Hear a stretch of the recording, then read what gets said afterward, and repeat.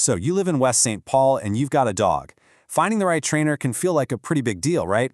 Well, this is your no-nonsense guide to making a really great choice for you and your best friend.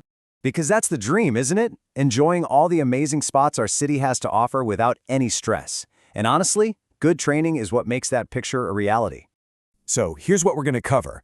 We'll talk about what makes training here in West St. Paul a little different. We'll look at training styles and how to tell who's a real pro. Then we'll get into the practical stuff, like costs and local laws, the questions you absolutely have to ask, and even some great spots to go practice. First up, your West St. Paul dog. Because good training isn't just about sit and stay, it's about getting your dog ready for our specific environment. I mean, these are the moments where training really shines, right? Picture this. A dog that walks nicely down a busy sidewalk on Robert Street or doesn't freak out when a bike zips past you on a trail.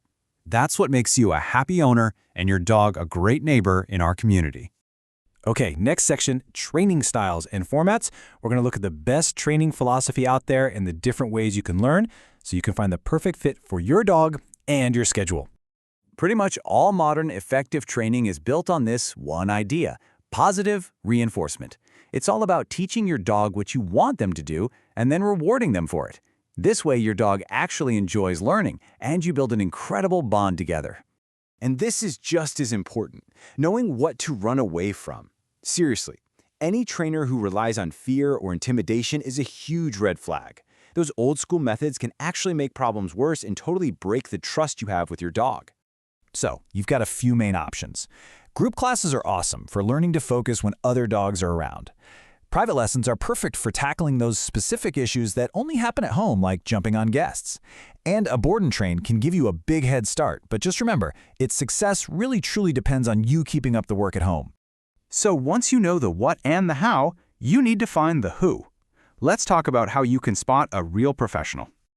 Okay, all these letters might look a little confusing, but they're so helpful. Credentials like CPD-TK show that a trainer is dedicated to their education. And if you're dealing with bigger issues like serious fear or aggression, you'll definitely want to look for one of those advanced certifications at the bottom. Now here's a really important local tip. Minnesota doesn't have a special license for dog trainers. That means it's up to you to check for a basic City of West St. Paul business license. It's a simple check, but it's a good sign that they're a legitimate operation.